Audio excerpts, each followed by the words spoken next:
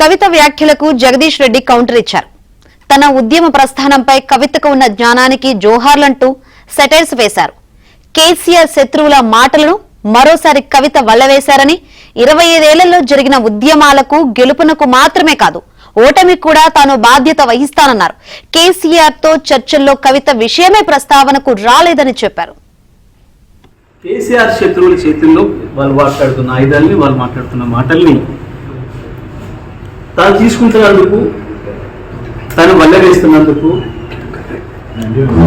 అవి వాడుతున్నందుకు అందుకు సానుభూతి తెలియజేస్తాను.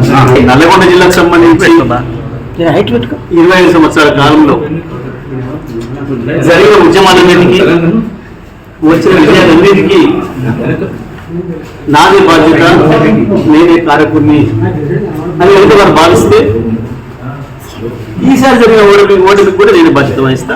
నాకేం భయం లేదు. తప్పకుండా గెలుపు మాత్రమే నాది, ఓటమి నాది కాదని బాధ్యత కాదు. నేను గెలుపు కూడా నేనే బాధ్యత అయినప్పుడు ఓటమి కూడా నేనే బాధ్యతని, ఓటమికి నేనే బాధ్యత అయినప్పుడు గెలుపు కూడా నేనే బాధ్యతని.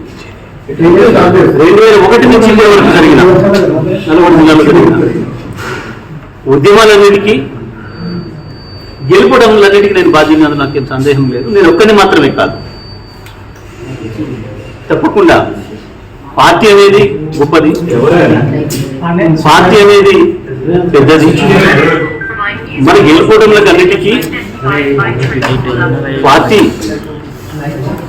ఉంటుంది తప్ప మన వ్యక్తులు ఏదో చేస్తామని అనుకుంటే అది వాళ్ళ భ్రమ. మీకు కొంతమంది తాము ఎక్కువ ఊహించుకొని ఏదేదో అయిపోతారు. కానీ నేను అట్లా అయిపోయింది కాదు. నేను పార్టీ సైనికుడిని, పార్టీలో క్రమశిక్షణ గల సైనికుల్ని 25 ఏళ్ళుగా. ఆ విషయం కేసీఆర్ గారు ఎన్నో సందర్భాల్లో చెప్పారు. మీ అందరికి సాక్షి. కేసీఆర్ గారు ఈ మధ్యకాలంలో దాదాపు ఒక 50 సార్లు కలిసిన, 15 రోజులు పూర్తికాలం గడిపిన. ఏ ఒక్క క్షణం కూడా మా మధ్యన ఈ చర్చ రాలి, ఈ ప్రస్తావన రాలి. నేను అదే విషయాన్ని మీడియా మిత్రులు అడిగినప్పుడు చెప్పిన, ఒక సెకండ్ కూడా మా మధ్యన ఈ చర్చలు రాలేదు. అందుకే మీరు ఆమె గురించి ఏమడిగినా అది వృధా తప్ప ఇంకోటి కాదు. నిమిషం సమయం కూడా మేము దాని గురించి కేటాయించలేదు. నిమిషం సమయం కూడా వృధా అనే మాట చెప్పిన తప్ప నేను ఇంకోటి చెప్పలేదు. కేసీఆర్ దగ్గర నేను ఏం మాట్లాడిను అది రాలేదు కాబట్టి చెప్పిన. నేను దాంట్లో ఏం పెద్ద ఆశ్చర్యం లేదు, దాంట్లో మాట్లాడుకోవడం లేదు, లేకపోతే అన్పార్లమెంటరీ లేదు, ఇంకొకటి లేదు. కేసీఆర్ గారి గురించి, కేసీఆర్ దగ్గర మేమేం మాట్లాడినాం అదే చెప్పాం.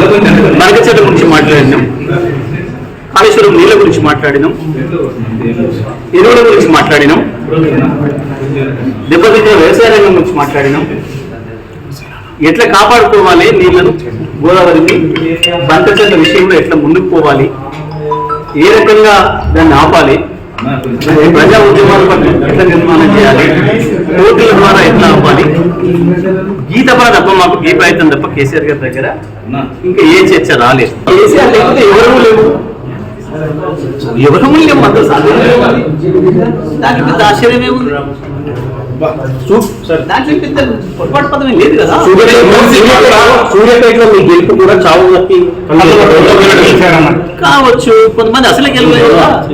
దాని గురించి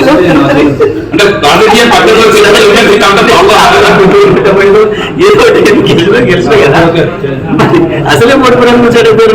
అదే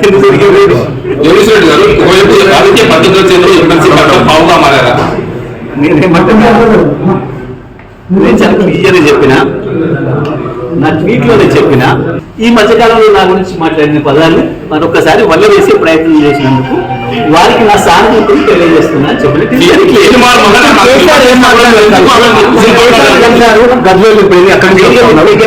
ఈ సందర్భం చర్చకు వచ్చిందా కవిత కామెంట్ చేసిన అంశం? నేను చెప్పినది ఈ రోజు కాదు, ఏ రోజు కూడా ఆ అంశం మీద చర్చకు రాలేదు. నేనేమంటున్నా, ఈ విషయాలు ఏం చర్చించలేదు. సరే ఆమె అన్నది కూడా మీరు అంటుంది అది వినలేదు. ఆ విషయం అంటే ఒక మామూలుగా బీఆర్ఎస్ పార్టీ నేతగా, ఒక కేసీఆర్ సైనికులుగా మీరు ఆమె పైన అంత యాక్స్ కామెంట్ చేస్తే మీరు ఎందుకు సపోర్ట్ గా మాట్లాడలేదు? అదే అంటున్నారు. ఆమె సపోర్ట్ గా ఎందుకు చేయలేదు? సపోర్ట్